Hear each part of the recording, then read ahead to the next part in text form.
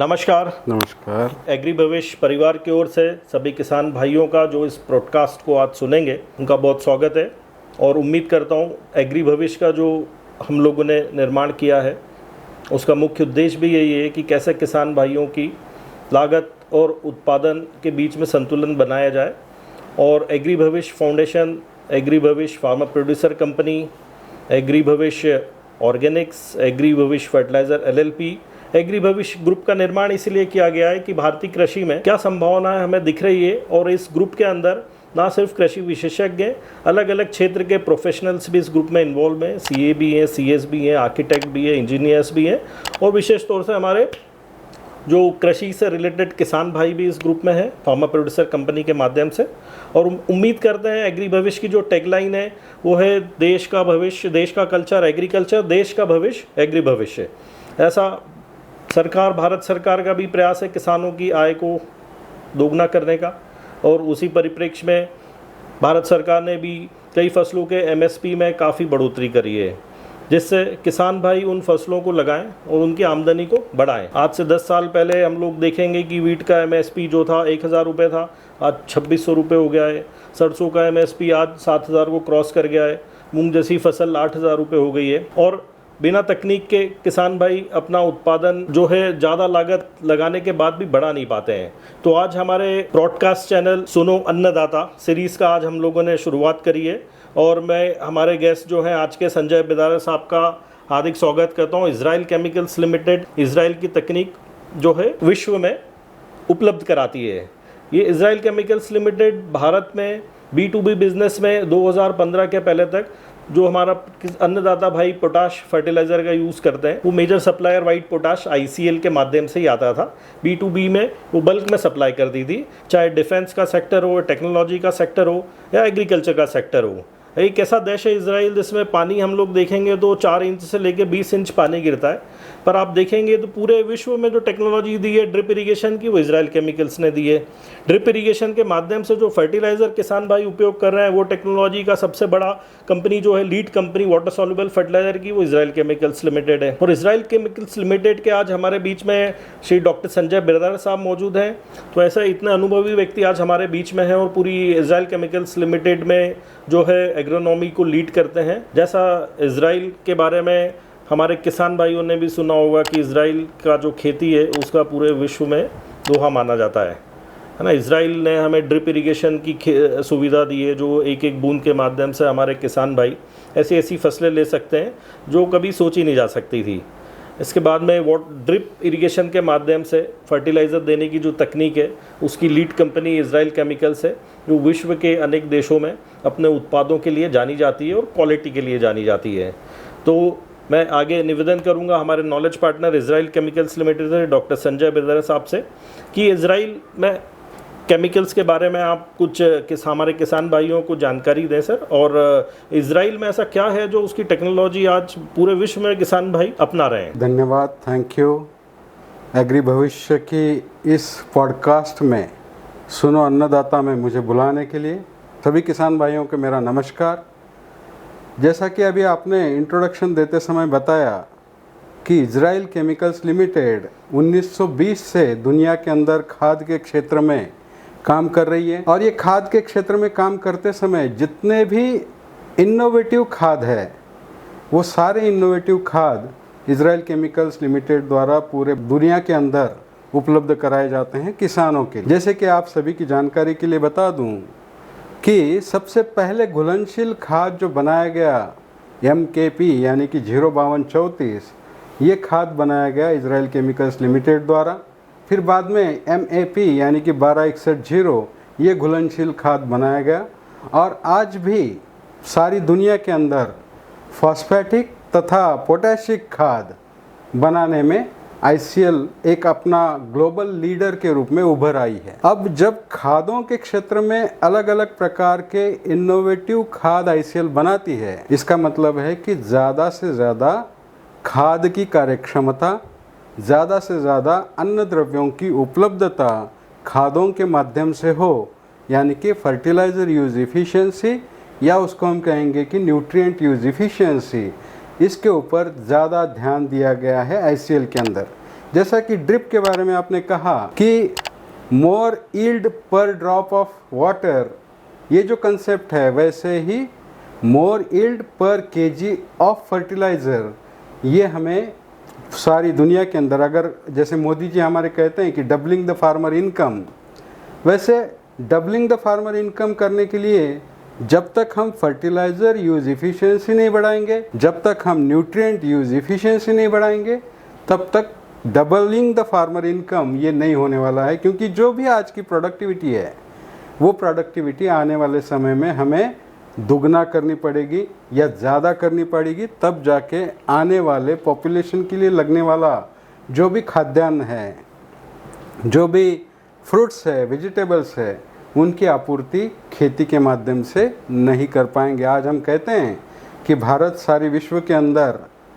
Food security, यानी कि सारा जो भी अनाज उत्पादन है वो इंडिया के अंदर किया जाता है। फ्रूट्स के बारे में, वेजिटेबल्स के बारे में हम स्वयं पूर्ण हैं। तो इस प्रकार से ICL हमेशा घुलनशील खादों के अंदर तथा छिड़काव वाले खादों के अंदर तथा ज़मीन में से देने वाले खादों के अंदर नई नई तकनीकों का आविष्कार करती है, और वो सारी तकनीकें शाश्वत भविष्य की ओर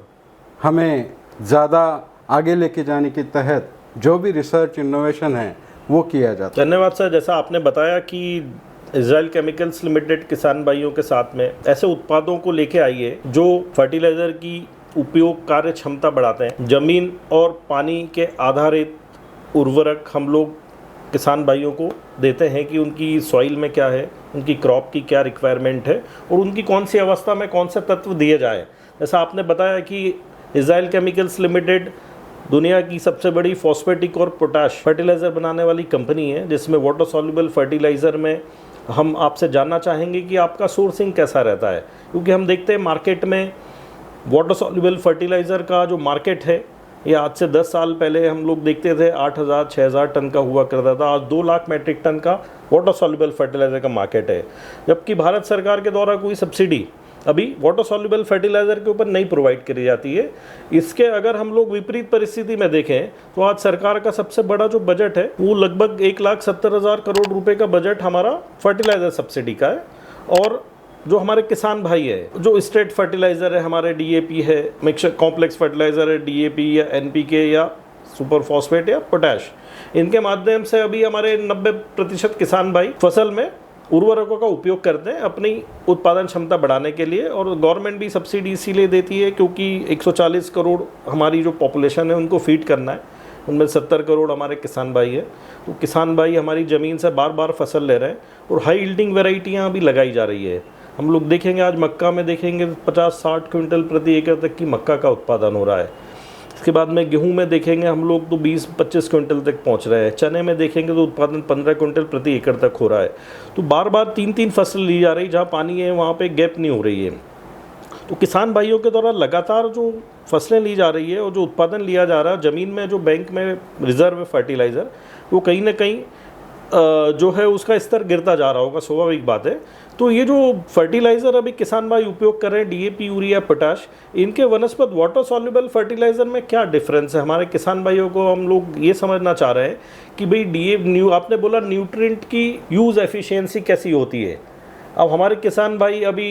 देखते हैं हम लोग की जो हमारे खेतों में पहले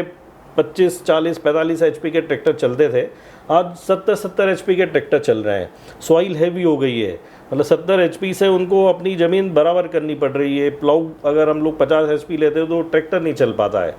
प्लस 3-3 फसलें ली जा रही है। तो यहाँ पे ये टेक्नोलॉजी कैसे काम करेगी कि हमारे किसान भाई अभी जैसे सरकार के द्वारा भी ड्रोन टेक्नोलॉजी को प्रमोट किया जा रहा है, नैनो टेक्नोलॉजी को प्रमोट किया जा रहा है, तो आपके पास ऑलरेडी ये टेक्नोलॉजी मौजूद है पर वाटर सॉल्युबल फर्टिलाइज़र के माध्यम से है, जैसा आपने बताया। तो ये ड्रिप के माध्यम से आपकी खादों की पूरी श्रृंखला उपयोग की जाती है। और आप थोड़ा और ये भी बताएं कि आपने ऐसा कोई फर्टिलाइज़र अभी किसान भाइयों को दिया है जो सामान्य फसलों में वो उपयोग कर सकते हैं बिना ड्रिप इरिगेशन के माध्यम से। जैसा एक पॉलीसल्फेट आपने प्रोडक्ट अभी हम लोग देख रहे हैं मार्केट में, जो काफ़ी प्रचलित है इस समय, जो सारी फसलों में किसान भाई उपयोग कर सकते हैं। तो थोड़ा सा हम लोग आपसे ये जानना चाहेंगे हमारे किसान भाइयों के माध्यम से कि ये जो फर्टिलाइज़र अभी किसान भाई अभी वर्तमान में उपयोग कर रहे हैं, इनकी यूज़ एफिशिएंसी वो कैसे पता कर सकते हैं कि डीएपी अगर वो खेतों में डाल रहे हैं तो इसकी उपयोग क्षमता कितनी है? मतलब हमको एक पिन पॉइंट क्या दबाना है सर कि हम जो बनाते हैं ये वाटर सॉल्युबल फर्टिलाइज़र है, इसको हम लोग देते हैं मोर क्रॉप पर ड्रॉप, मतलब हर बूंद के साथ फर्टिगेशन, जो पारंपरिक किसान भाई अभी कर रहे हैं, जो डीएपी यूरिया पोटाश डाल रहे हैं। राठी जी, जैसा कि आपने सवाल किया है कि पूरे भारतवर्ष के अंदर जितने भी बल्क फर्टिलाइजर्स यूज किए जाते हैं, सबसे बड़ा जो भाग है वो है यूरिया का। और यूरिया लगभग 50% जितने भी बल्क फर्टिलाइजर यूज किए जाते हैं उसमें सबसे ज़्यादा मात्रा में यूरिया का प्रयोग किया जाता है। अब यूरिया की इफ़िशियंसी अगर हम देखेंगे, फर्टिलाइज़र यूज इफ़िशियंसी, वो मिनिमम 20 से 25% तक हमें दिखने मिलेगी। यानी कि जो भी खाद हम ज़मीन के अंदर डाल रहे हैं उसके ऊपर जो भी खर्चा हम नाइट्रोजनस फर्टिलाइज़र के ऊपर कर रहे हैं, यूरिया के ऊपर, उसमें का सिर्फ और सिर्फ 20 से 25% पौधे को मिल रहा है। बाकी 70 से 75% जो खाद है वो ज़मीन के अंदर बह जा रहा है या उड़ जा रहा है या फिक्स हो रहा है।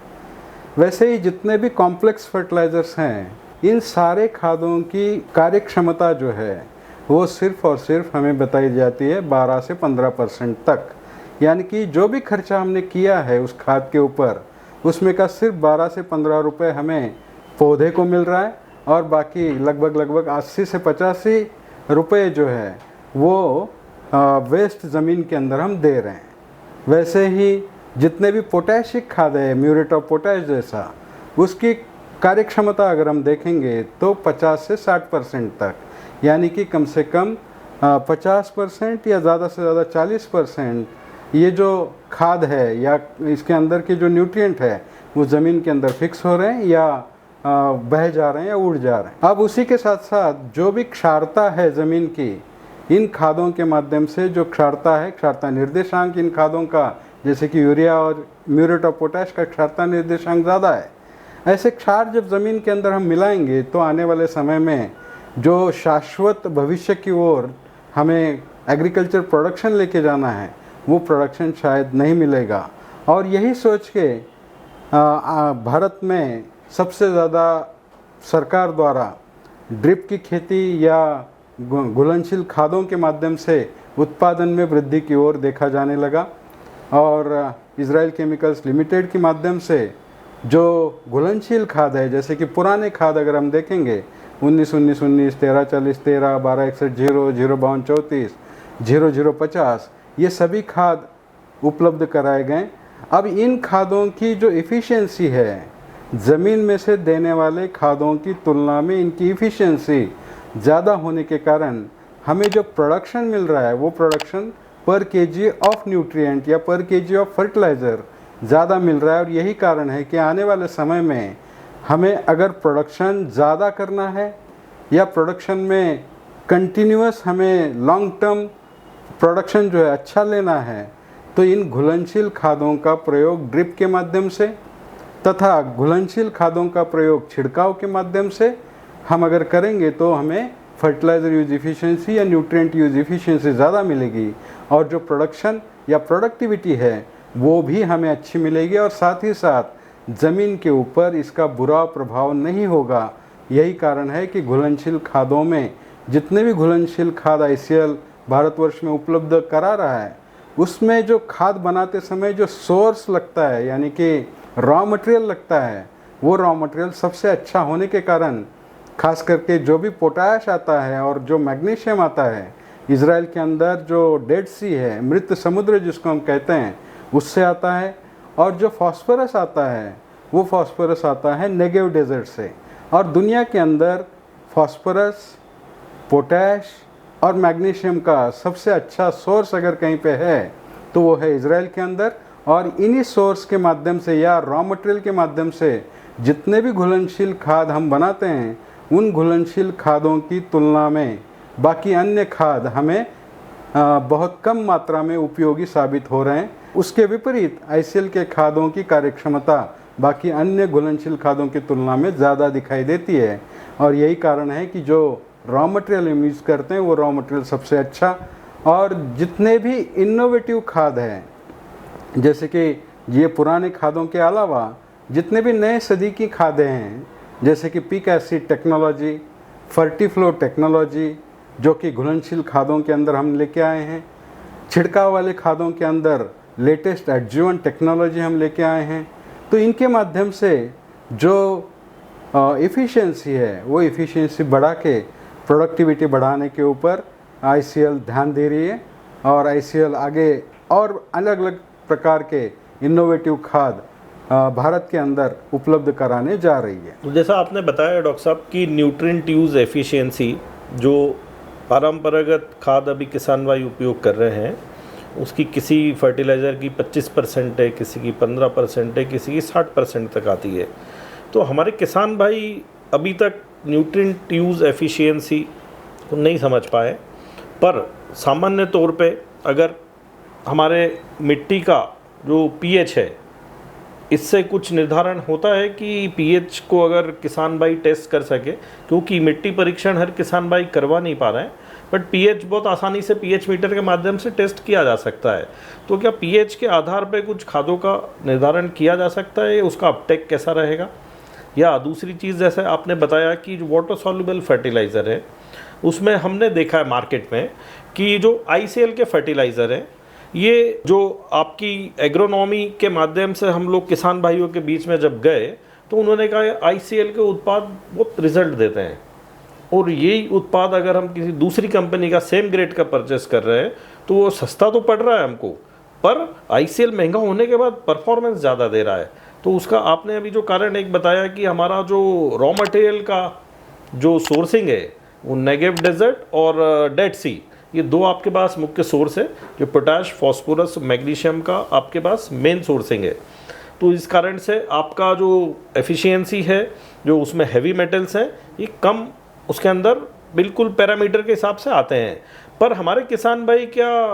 आपका pH हमारी बैग के ऊपर लिखा हुआ आता है कि आपके फर्टिलाइज़र का कितना pH है? क्योंकि जो वाटर सॉल्युबल फर्टिलाइज़र के माध्यम से खादों का उपयोग हो रहा है, जैसे स्टेट फर्टिलाइज़र जो हमारे किसान भाई डाल रहे हैं परंपरागत खाद, वो तो ना कोई टेस्ट कर पा रहे हैं, वो तो एक यूरिया है तो डाल रहे हैं, क्योंकि आज यूरिया 24 रुपये का एक बैग है। गवर्नमेंट अगर सब्सिडी हटाए तो आज किसान भाइयों को 265 रुपये पड़ रहा है, पर अगर हम लोग सब्सिडी हटाए तो किसी समय 3-3 हज़ार रुपये की सब्सिडी थी उसके ऊपर, तो आज वो बैग जो है कम से कम 3,000 रुपये का एक बैग किसान भाइयों को पड़ता है। तो अब भारत सरकार भी आजकल बैग के ऊपर सब्सिडी लिखने लग गई है, तो DAP 2400 रुपये का एक बैग पड़ रहा है। बट ये इन फर्टिलाइज़र में कोई सीखने सिखाने का कोई बहुत दौर अभी फ़िलहाल फील्ड में नहीं दिखता है, जो डालते आ रहे हैं वे डालते आ रहे हैं। पर वाटर सॉल्युबल फर्टिलाइज़र में हम जब फील्ड पे किसान भाइयों के बीच में पहुंच रहे हैं तो ये क्यों परिणाम अच्छे दे रहा है, उसका एक कारण तो आपने बता दिया। पर हमारे किसान भाई वाटर सॉल्युबल फर्टिलाइज़र परचेस करते समय क्या बैग के ऊपर भी वो देख सकते हैं कि कौन सी कंट्री से ये फर्टिलाइज़र आया है और इसका pH कितना है? क्योंकि जैसा आपने बताया कि जो टेक्नोलॉजी आपके पास फर्टीफ्लो के माध्यम से है, जो पिकासेट की टेक्नोलॉजी है, ये हमने देखा है बहुत लो pH टेक्नोलॉजी है। पोटाश के अंदर लो pH वाले प्रोडक्ट अवेलेबल नहीं है मार्केट में। तो लो pH से हमारे किसान भाइयों को कैसा फ़ायदा हो रहा है, और ICL जो है किसान भाइयों के बीच में फ्यूचर प्लान को लेके कैसा प्लानिंग कर रही है भारत में? क्योंकि आपने 2015 से अभी हम लोग 2025 में बात कर रहे हैं, इन 10 सालों में ICL का कैसा ग्रोथ रहा और आने वाले 10 सालों में ICL का क्या विज़न है? क्योंकि आपकी टेक्नोलॉजी अच्छी है, मार्केट में प्रोडक्ट इस्टेब्लिश हैं, किसानों के बीच में सबसे लोकप्रिय कंपनी है। देखिए, घुलनशील खादों के अंदर सबसे इम्पोर्टेंट होता है, वो होता है उसका pH।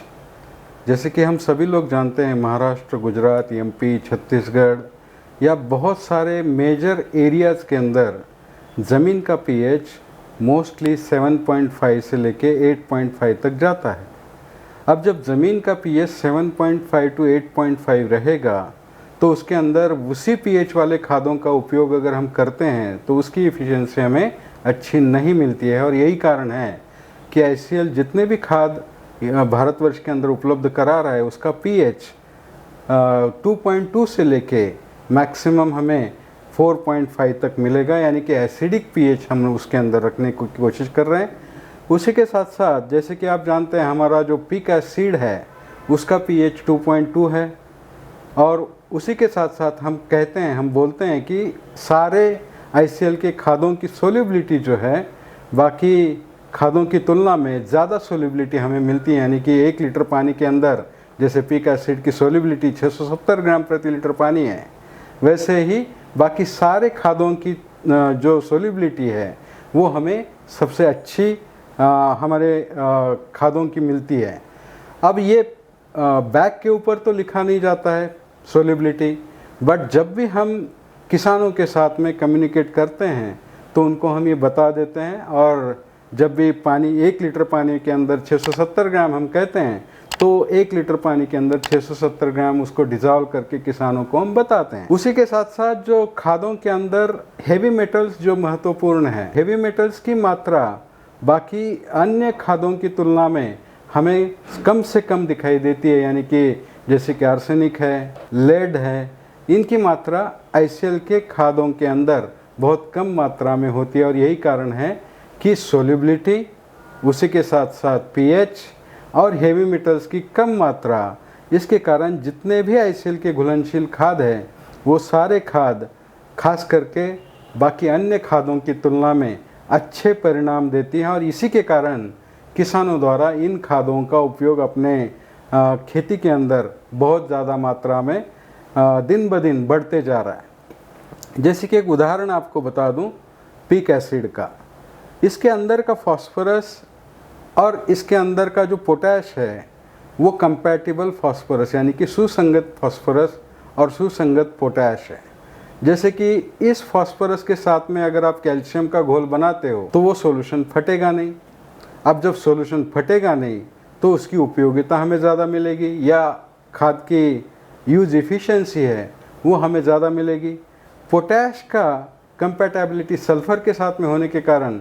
सल्फ़र भी उसके अंदर हम मिलाते हैं तो वो कंपैटिबिलिटी हमें मिलेगी। इसी के कारण कंपैटिबल खाद जैसे कि फास्फोरस की कंपैटिबिलिटी कैल्शियम के साथ, फास्फोरस की कंपैटिबिलिटी मैग्नीशियम के साथ, फास्फोरस की कंपैटिबिलिटी जस्ता के साथ, ये ऐसे खाद ICL बनाता है। और ये खाद बनाते समय ऑल इन वन कंसेप्ट हम चलाते हैं, यानी कि एक ही टैंक के माध्यम से NPK, कैल्शियम, मैग्नीशियम, सल्फर और सारे माइक्रोन्यूट्रिएंट एक ही टैंक के माध्यम से, एक ही ग्रेड के माध्यम से हम चला सकते हैं। इस प्रकार की टेक्नोलॉजी ICL द्वारा पिक एसिड टेक्नोलॉजी के तहत या फर्टिवान टेक्नोलॉजी के तहत दी गई है। जैसे कि उदाहरण के तौर पर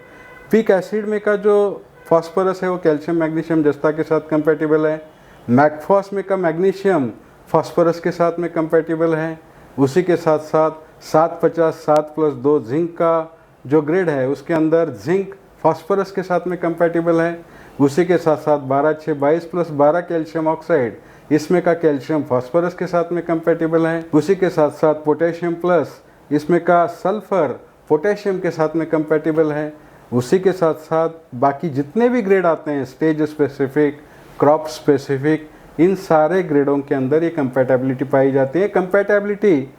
साधारण तरीके से मैं आपको समझाता हूँ। वो कैसे कि 1 लीटर पानी ले लो और उस 1 लीटर पानी के अंदर जितनी घुलन क्षमता बताई गई है उतना खाद उसके अंदर डालिए। उस खाद को उसके अंदर डालने के बाद में अगर आर पार दिखने वाला सॉल्यूशन हमें मिलता है तो समझिए कि वो सॉल्यूशन हमें ज़्यादा खादों की उपलब्धता कराएगा। और वो सॉल्यूशन अगर फटता है या उसका दही बनता है या छाछ बनता है तो समझिए कि उस खाद के अंदर से न्यूट्रिएंट पौधे को उपलब्ध नहीं होंगे, क्योंकि उसकी कंपैटिबिलिटी पानी के अंदर जो कार्बोनेट, बाइकार्बोनेट है उनके साथ में नहीं होती है। और यही कारण है कि ICL के खाद जो है कंपैटिबल खाद होने के कारण, उसका pH कम होने के कारण, उसकी सोल्युबिलिटी ज़्यादा होने के कारण और उसके अंदर हेवी मेटल्स ज़्यादा होने के कारण उसके अंदर हेवी मेटल्स कम होने के कारण ICL के खाद किसानों के खेत के अंदर, किसानों के फसलों के अंदर बाकी अन्य खादों की तुलना में अच्छी तरह से परफॉर्म कर रही है। धन्यवाद। जैसा आपने बताया कि जो हमारे किसान भाई ड्रिप इरिगेशन के माध्यम से फर्टिलाइज़र का उपयोग कर रहे हैं वो कम से कम इन चीज़ों का ध्यान रखें। सॉल्ट इंडेक्स देखें, बैग के ऊपर pH देखें, ओरिजिन कंट्री देखें। इसके बाद जैसा एक बहुत टेक्नोलॉजी की बात साहब ने करी है कि अभी हम लोग देखते हैं किसान भाई 3 से 4 प्रकार के फर्टिलाइजर फर्टिगेशन टैंक के अंदर मिला के उपयोग करते हैं, पर जैसा आपने बताया कि जानकारी तो उनको है, फास्फोरस के साथ कैल्शियम नहीं मिला सकते, जिंक नहीं मिला सकते हैं। तो जो ICL ने जो टेक्नोलॉजी विकसित करी है, जैसा आपने बताया कि पिकासिड बेस्ड टेक्नोलॉजी आपने विकसित करी है, जिसके अंदर कॉम्पेटिबिलिटी का विशेष ध्यान रखा गया है और किसान भाइयों को 4 ग्रेड नहीं मिलाने की बजाय 1 ग्रेड के माध्यम से उसकी पूर्ति हो रही है। ICL ने क्या क्रॉप स्पेसिफिक फर्टिलाइजर की कुछ ग्रेड्स भी निकाली है? जैसे देखिए, क्रॉप स्पेसिफिक, स्टेज स्पेसिफिक, शुरुआत की हमने स्टेज स्पेसिफिक से, यानी कि जैसे हम कहते हैं कि कायिक वृद्धि की अवस्था, या जिसको हम कहेंगे कि शुरुआती जो बढ़वार है वो अवस्था के अंदर ग्रो नाम की एक ग्रेड हमने बनाई है, जिसके अंदर नाइट्रोजन, फास्फोरस, पोटैश और साथ में मैग्नीशियम और सल्फर हमने दिया है उसके अंदर। उसी के साथ साथ ब्लूम नाम की एक ग्रेड बनाई है जो ग्रैंड ग्रोथ पीरियड यानी कि फ्लावरिंग टू फ्रूटिंग, इस अवस्था के लिए बनाई गई है। और ये 2 ग्रेड जिसको हम कहेंगे स्टेज स्पेसिफिक। उसी के साथ साथ क्रॉप स्पेसिफिक में टमाटर के अंदर टोमेटो 1 और टोमेटो 2, उसी के साथ साथ केले के अंदर बनाना 1, बनाना 2, और आने वाले समय में अन्य फसलों के अंदर भी हम जो पर्टिकुलर किसी एक फसल की ओवरऑल जो न्यूट्रिएंट रिक्वायरमेंट है उसको ध्यान में रख के हम ये स्टेज स्पेसिफिक या क्रॉप स्पेसिफिक ग्रेड बनाने की कोशिश कर रहे हैं। जैसा आपने बताया कि टोमेटो 1, बनाना और पोमोग्रेनेट के ऊपर आपने कुछ ग्रेड्स दिए और इसके साथ में आपने स्टेज स्पेसिफिक ग्रेड्स भी दी हैं, जो ग्रो और ब्लूम। तो जो हमारे अन्नदाता किसान भाई हैं, कम से कम आप लोग इस टेक्नोलॉजी का ध्यान रखें कि जहाँ पे हम लोग बहुत ज़्यादा विज्ञान को नहीं समझ पा रहे हैं, तो वहाँ पे बहुत साधारण चीज़ें, ग्रो मतलब ग्रोइंग फेस के लिए, ब्लूम मतलब ब्लूमिंग के लिए, जब उसका फ्रूटिंग और फ्लावरिंग वाला फेस चलता है। तो ये तकनीक आपने काफ़ी अच्छी दी है, पर जैसा आपने बताया कि जितने फर्टिलाइजर सब ड्रिप इरिगेशन के माध्यम से जाते हैं ये, तो ड्रिप इरिगेशन के माध्यम से तो हमारे किसान भाई वही उपयोग कर सकते हैं जिन्होंने ड्रिप इरिगेशन इंस्टॉल किया होगा सिस्टम। या ज़्यादातर हम लोग देख रहे हैं कि भारत में हॉर्टिकल्चर और वेजिटेबल्स की जो क्रॉप है अमूमन वो 70-80% ड्रिप इरिगेशन के ऊपर ही हो रही है। पर जो हमारी फील्ड क्रॉप्स है, जो अनाज का उत्पादन हो रहा है, यहाँ पे ड्रिप इरिगेशन अभी पहुँच ही नहीं है, क्योंकि कहीं नहर की सिंचाई है, कहीं कुएँ की सिंचाई है। तो हमारे किसान भाइयों को लगता है कि हम लोग अगर पानी की पैटर्न को चेंज कर देंगे, जो खेती में पानी एकदम भर के दे रहे हैं, अगर बूंद बूंद से पानी देंगे तो उनको ऐसा लगता है उत्पादन कम हो जाएगा। पर क्या आपने इन फसलों के लिए कोई ऐसा फर्टिलाइज़र अभी इंडिया में दिया है जो ड्रिप इरिगेशन के अलावा हमारे किसान भाई अन्य फसलों में जहाँ पे इसका उपयोग नहीं हो रहा इस सिंचाई का, वहाँ पे उपयोग कर सकते हैं? जैसे पॉलीसल्फेट हम लोग देख रहे हैं अभी। देखिए, सबसे पहले जहाँ पे भी ड्रिप है, ड्रिप के माध्यम से फर्टिलाइज़र यूज एफिशिएंसी बढ़ाने के लिए सारे घुलनशील खाद यानी कि पुराने घुलनशील खाद जितने भी हैं, 19-19-19, 13-40, 13, 12-61, 0, 0-52-34, 0-0-50, ये सारी खादें हम दे रहे हैं। उसी के साथ साथ जो यूनिक ग्रेड हैं, उन यूनिक ग्रेडों में 7-50-7 + 2 जिंक, 12-6-22 + 12 कैल्शियम, मैकफॉस, पिकासीड, उसी के साथ साथ स्टेज स्पेसिफिक में ग्रो ब्लूम, और उसी के साथ साथ क्रॉप स्पेसिफिक में हम काम कर रहे हैं। बट जैसा कि आपने कहा कि जहाँ पे ड्रिप नहीं है उनके लिए ICL ने क्या सोल्यूशन प्रदान किया है, तो उसका उत्तर है कि छिड़काव के माध्यम से दिए जाने वाले जितने खाद हैं, जो खास करके छिड़काव में ज़्यादा से ज़्यादा खादों की कार्यक्षमता हो, वो टेक्नोलॉजी ICL ने दी है। उस टेक्नोलॉजी में काम करते समय बेन गुरियन यूनिवर्सिटी के साथ में ICL ने काम करना शुरू किया, और इस बेन गुरियन यूनिवर्सिटी के साथ में काम करते हुए एक टेक्नोलॉजी का आविष्कार ICL ने किया। उस टेक्नोलॉजी का नाम है फर्टिवान टेक्नोलॉजी, जिसको हम कहते हैं लेटेस्ट एडजुवांट टेक्नोलॉजी। अब ये लेटेस्ट एडजुवांट टेक्नोलॉजी छिड़काव वाले खादों के अंदर लाने वाली ICL ये पहली कंपनी है, और ये लेटेस्ट एडजुवेंट टेक्नोलॉजी के तहत 4 प्रकार के खाद भारतवर्ष में उपलब्ध कराए गए हैं, जिसको हम कहेंगे कि स्टार्टर, बूस्टर, फ्रूट वांट और पीक वांट। अब ये चारों खादें जो बनाई गई है, जो फसल है उस फसल की जो अवस्थाएं हैं उन अवस्थाओं के अनुसार बनाए गए ये चारों खाद है। जैसे कि आप देखेंगे कि स्टार्टर जो बनाया गया, ये स्टार्टर जो खाद है ये खाद बनाया गया कायिक वृद्धि की अवस्था के लिए। बूस्टर जो खाद है वो खास करके फ्लावरिंग टू फ्रूटिंग के समय दिया जाने वाला खाद है। फ्रूटवांट जो खाद है वो फ्रूट डेवलपमेंट के समय दिया जाने वाला खाद है। और जो पीकवांट है वो जब जब पौधे में विपरीत परिस्थितियां होती हैं, यानी कि ज़्यादा ठंड, ज़्यादा बारिश, ज़्यादा धूप, इन विपरीत परिस्थितियों में जब रूट काम नहीं करता है तब और सारी फसल एक साथ हार्वेस्ट हो, इसके लिए पीकवांट जैसा घुलनशील खाद छिड़काव के लिए इन चारों खादों के अंदर जो फर्टिवांट लेटेस्ट एडजुवेंट टेक्नोलॉजी दी गई है, फर्टिवांट एडजुवेंट टेक्नोलॉजी के अंदर क्या है खास करके, तो इसके अंदर स्प्रेडर है, यानी कि जब जब फव्वारे में से एक बूंद बाहर निकलेगी उस एक बूंद का परावर्तन हज़ारों बूंदों में करके पत्तों के ऊपर ज़्यादा से ज़्यादा सरफेस एरिया कवर किया जाए, उसको हम कहते हैं ज़्यादा सरफेस एरिया कवर करने के लिए स्प्रेडर जो खाद के अंदर डालना चाहिए होता है, वो स्प्रेडर हमने इसके अंदर डाला हुआ है। उसी के साथ साथ जो बूंद जहाँ पे पत्तों के ऊपर गिरी है वहीं पे चिपकी रहे, इसके लिए इन खादों के अंदर हमने स्टिकर डाला हुआ है। और उसी के साथ साथ ह्यूमेक्टेंट, यानी कि पत्तों की आर्द्रता ज़्यादा देर तक टिकी रहे और ज़्यादा देर तक ये पत्तों की स्टोमाटा जो है खुली रहे और स्टोमाटा में से जो खाद है या न्यूट्रिएंट जो है रूट तक जाए और उसकी परिणामकारकता हमें तुरंत मिले। उसी के साथ साथ स्टार्टर, बूस्टर और फ्रूटवांट के अंदर हमने सारे माइक्रो न्यूट्रिएंट दिए हैं, यानी कि अलग से हमें स्प्रेडर देने की ज़रूरत नहीं है, अलग से हमें स्टिकर देने की ज़रूरत नहीं है, अलग से हमें ह्यूमेक्टेंट देने की ज़रूरत नहीं है, साथ ही साथ अलग से हमें माइक्रो न्यूट्रिएंट भी देने की आवश्यकता नहीं है। और ये लेटेस्ट एडजुवेंट टेक्नोलॉजी वाले स्टार्टर, बूस्टर, फ्रूट और पीकवांट जहाँ पे भी ड्रिप नहीं है या फिर जहाँ पे भी ज़मीन के अंदर से रूट अन्न द्रव्यों की उपलब्धता नहीं करा पा रहे हैं, उन परिस्थितियों में छिड़काव के लिए ये लेटेस्ट एडजुवेंट टेक्नोलॉजी वाले फर्टिवांट टेक्नोलॉजी के तहत न्यूट्रीवांट सीरीज़ में स्टार्टर, बूस्टर, फ्रूट और पीकवांट की उपलब्धता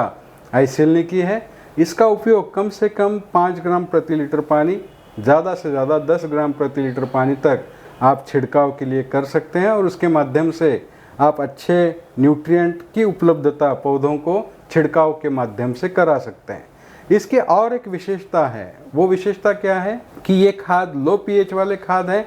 और जब भी हम छिड़काव के लिए इन खादों का मिश्रण पानी के साथ में करते हैं तो उस पानी का सॉल्यूशन का पीएच जो है वो 5.5 से 6 के बीच में रखने के लिए ये खाद खास करके हमें मदद करते हैं। और इन खादों के साथ में अगर कोई इंसेक्टिसाइड इसके अंदर हम मिलाते हैं तो इंसेक्टिसाइड मिलाने के बाद उसकी कंपैटिबिलिटी मोस्टली ज़्यादातर सारे इंसेक्टिसाइड के साथ में इन चारों खादों की कंपैटिबिलिटी या सुसंगतता हमें दिखाई देती है। उसी के साथ साथ जितने भी फंगिसाइड्स हैं उन फंगिसाइड्स में कॉपर और सल्फ़र को छोड़ के या कॉपर या सल्फ़र वाले फंगिसाइड छोड़ के सारे फंगिसाइड्स हम इन खादों के साथ में एक साथ मिला के छिड़काव कर सकते हैं। उसी के साथ साथ जितने भी ग्रोथ रेगुलेटर्स है उसके साथ भी हम इनका एक साथ छिड़काव जो है वो कर सकते हैं। उसी के साथ साथ जितने भी बायोस्टिमुलेंट्स है उसमें खास करके सीवीड के साथ में आप इसको मिला के छिड़काव कर सकते हो। ह्यूमिक एसिड, अमीनो एसिड के साथ में पानी की मात्रा, पानी का क्वालिटी अगर अच्छा है तो आप छिड़काव कर सकते हैं और पानी की क्वालिटी अगर सही नहीं है तो वहाँ पे कुछ कंपैटिबिलिटी इश्यूज आ सकते हैं। फिर भी किसानों को मैं कहूँगा कि एक जार टेस्ट करें और जार टेस्ट करके इन खादों का प्रयोग के साथ में कौन सा इंसेक्टिसाइड, कौन सा फंगिसाइड और कौन से बाकी अन्य ग्रोथ रेगुलेटर, ग्रोथ हार्मोन हम इसमें मिला सकते हैं वो देख के इसका छिड़काव के लिए प्रयोग करें। और इसकी इफ़िशियंसी बाकी अन्य नॉर्मल छिड़काव वाले खाद यानी कि 1 किलो पैकेट में आने वाले जितने भी खाद है उनकी तुलना में ज़्यादा इफ़िशियंसी हमें मिलेगी, क्योंकि इसका पीएच कम है, इसके अंदर स्प्रेडर, स्टिकर और ह्यूमेक्टेंट है, इसके अंदर सारे माइक्रो न्यूट्रिएंट है 3 खाद के अंदर, स्टार्टर, बूस्टर, फ्रूट के अंदर, और पीकवांट के अंदर माइक्रोन्यूट्रिएंट नहीं है, यानी कि 04932 सिर्फ और सिर्फ फास्फोरस और पोटैश वाला पीक्वांट ये खाद है। जब जब हमें फास्फोरस की लेवल या पोटैश की लेवल सही तरीके से बनाए रखना होता है, जब जब रोग प्रतिकारक शक्ति बढ़ाने की आवश्यकता होती है, तब तब 04932 का प्रयोग करें। और स्टार्टर कायिक वृद्धि की अवस्था में, booster flowering to fruiting, fruit want जो डेवलपमेंट है, फ्रूट डेवलपमेंट, उस अवस्था में इन खादों का प्रयोग करके किसान अपनी बाकी अन्य फसलों की जो प्रोडक्टिविटी है वो बढ़ा सकता है, फर्टिलाइजर यूज इफिशिएंसी ज़्यादा लेके छिड़काव के माध्यम से। दूसरा, जहाँ पे भी ड्रिप नहीं है वहाँ के लिए एक ऑर्गेनिक खाद, जैसा आपने बताया कि न्यूट्रीवॉर्ड जो सीरीज़ है जिसमें स्प्रेडर स्टिकर और ह्यूमेक्टेंट कॉम्बिनेशन दिया है, तो आपने एक चीज़ और बताई कि ये टेक्नोलॉजी जो है इजराइल ने विकसित करी है, बेन गुरियन यूनिवर्सिटी जो इजराइल में, उसने पत्ती के माध्यम से ये खाद पौधे को अवस्थानुसार उपलब्ध कराया जाता है। तो हमारे किसान भाई एक चीज़ के ऊपर थोड़ा गौर करें कि अभी तक जो किसान भाई फर्टिलाइज़र दे रहे हैं वो दे रहे हैं बोते समय बीज के साथ में, और बीज के साथ में जो खाद दिया जा रहा है डीएपी, यूरिया, कॉम्प्लेक्स, पोटाश के माध्यम से, उसकी जो यूज़ एफिशिएंसी है वो कम रहती है। तो जैसा आपने बताया कि वो एक तकनीक है जो ज़मीन के माध्यम से दी जाती है। तो हमारे जो किसान भाई अभी फर्टिलाइज़र का उपयोग कर रहे हैं वो बूस्टर डोज के तौर पे, जैसा आपने बताया, न्यूट्रीवॉर्ड सीरीज़ का उपयोग करें, जो पत्ती के माध्यम से पोषक तत्व एनपीके प्लस माइक्रोन्यूट्रिएंट्स का कॉम्बिनेशन उपलब्ध करा रही है। तो आपने ऐसा बताया कि इसमें अलग अलग एनपीके प्लस कुछ में माइक्रोन्यूट्रिएंट्स का भी कॉम्बिनेशन है, कुछ में बिना माइक्रोन्यूट्रिएंट्स के भी है। पर जो टेक्नोलॉजी है पत्ती से खाद अंदर जाना, ये टेक्नोलॉजी हम देख रहे हैं कि परंपरागत पत्ती से खाद देने के जो उत्पाद मार्केट में अवेलेबल थे, वो एनपीके की ग्रेड्स थी 19-19-19, 13-0-45, 00-50 जैसी ग्रेड्स थी। वो ग्रेड्स की तुलना में इसकी कॉस्ट तो ज़्यादा है इस प्रोडक्ट की, बट ये तीनों तकनीक के कारण इसकी एफिशिएंसी ज़्यादा है। तो इनकी जो मात्रा है अमूमन प्रति एकड़ हमारे किसान भाई जो लेते हैं, तो प्रति एकड़ मात्रा आपने जैसा बताया 1 लीटर पानी में 10 ग्राम करके उपयोग किया जा सकता है। तो ये तो हो गई हमारी पत्ती पे छिड़काव के माध्यम से पोषक तत्व देने की बात। और विशेष तौर से आपने एक चीज़ बोली है कि जो किसान भाई कीटनाशक, पेस्टिसाइड का यूज़ कर रहे हैं, वो भी अपने पानी का पीएच चेक करें, तो इनका भी प्रभाव निश्चित तौर से पड़ता होगा। अलग अलग पानी के अलग अलग पीएच है। तो आपने जैसा बताया कि अगर न्यूट्रीवॉर्ड सीरीज़ का हम लोग उपयोग करते हैं तो ये आपका जो टैंक है उसका पीएच का लेवल भी सुधार देता है। तो ये बहुत अच्छी टेक्नोलॉजी है किसान भाइयों के बीच में। अब हम आगे आईसीएल, जो किसान भाई जैसा पड़नी छिड़काव के माध्यम से न्यूट्रीवॉर्ड सीरीज़ का यूज़ तो कर सकते हैं, और उनमें कौन से पोषक तत्व आईसीएल प्रोवाइड कराती है, ये आपसे थोड़ा जानना चाहेंगे। निश्चित रूप से दुनिया के अंदर सबसे पहले जो ज़मीन के अंदर से देने वाला पॉलीसल्फेट नाम से आने वाला जो खाद है, वो आईसीएल ने इंग्लैंड के बॉल्बी माइन से भारतवर्ष में उपलब्ध कराया गया है। और ये आईसीएल की जो बॉल्बी माइन है, 1200 मीटर नीचे जाने के बाद में इस गंधक युक्त खनिज का वहाँ पे शोध लगा, और इसको पाउडर फॉर्म में लाके सारी दुनिया के अंदर पॉलीसल्फेट स्टैंडर्ड के रूप में पॉलीसल्फेट हम भारत में उपलब्ध कराएं, जो ज़मीन के अंदर से देने वाला खाद है। सारी अन्य बल्क फर्टिलाइजर्स के साथ में मिक्स करके आप इस खाद को दे सकते हैं। और इसके अंदर 4 पोषक तत्व है, खास करके कैल्शियम, मैग्नीशियम, सल्फर और पोटैश। ये चारों तत्व इसके अंदर होने के कारण इस खाद को हम 4-in-1 फर्टिलाइज़र बोलते हैं, क्योंकि ये प्राकृतिक खाद है, नैसर्गिक खाद है, या इसको हम कहते हैं कि ऑर्गेनिक खेती के लिए या सेंद्रीय खेती के लिए ये खाद पूर्णतः सुरक्षित, ज़मीन के लिए, वातावरण के लिए होने के कारण इसका बहुत बड़ी मात्रा में उपयोग भारतवर्ष के अंदर हो रहा है। तो जैसा आपने बताया तो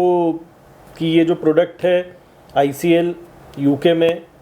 बॉल्बी माइन में, जहाँ पे इसकी खदान है 1300 मीटर ज़मीन से नीचे इसे ड्रिल करके लाया जाता है, तो इसमें कोई केमिकल प्रोसेस होती है कि ये कैसा आप लोग इसे, फिर आपने बताया स्टैंडर्ड ग्रेड भी आती है, एक ग्रेनुलर ग्रेड भी पॉलीसल्फेट प्रीमियर अवेलेबल है। तो इसमें जब कोई प्रोसेस नहीं होती है, आपने बताया कि केमिकल फ्री फर्टिलाइज़र है, तो ये ऑर्गेनिक सर्टिफाइड जो एजेंसियां हैं जैसे ओमरी जैसी एजेंसी है, क्या ये इनको रिकॉग्नाइज करती है ऑर्गेनिक को? देखिए, ये इंग्लैंड के बॉल्बी माइन यानी कि डायरेक्ट खदान में से जो पत्थर निकलता है या मिनरल निकलता है, उस मिनरल को पाउडर फॉर्म में लाके डायरेक्ट पॉलीसल्फेट बैगिंग करके आप डीलर के माध्यम से किसानों को उपलब्ध किया जाता है। यानी कि ये खाद किसी कारखाने में तैयार नहीं होता है या किसी भी केमिकल प्रक्रिया के थ्रू इस खाद को तैयार नहीं किया जाता है। इसीलिए इस खाद को पूर्णतः नेचुरल या नैसर्गिक खाद के रूप में जाना गया है। और इसको ऑर्गेनिक सर्टिफिकेशन जो है, बहुत सारी संस्थाओं ने, जो केंद्रीय मानांकन देने वाली जो संस्थाएं हैं, खास करके ओमरी, FIBL, इन्फोएक्सजेन, OF&G, ऐसी सारी संस्थाओं ने इस खाद को केंद्रीय मानांकन दिया है। और इस खाद के अंदर जो भी चारों तत्व है, वो चारों तत्व केंद्रीय रूप में अवेलेबल होने के कारण, यानी कि कैल्शियम ऑक्साइड में, मैग्नीशियम ऑक्साइड में, पोटैश K2O में और सल्फर जो है SO3- के रूप में अवेलेबल होने के कारण ज़मीन में डालने के बाद में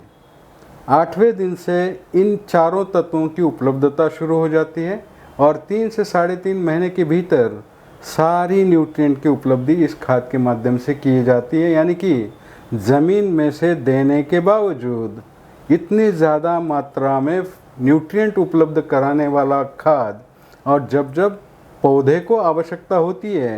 तब तब ये चारों न्यूट्रिएंट अवेलेबल कराने वाला खाद ICL ने उपलब्ध किया है। और इसी के कारण इसको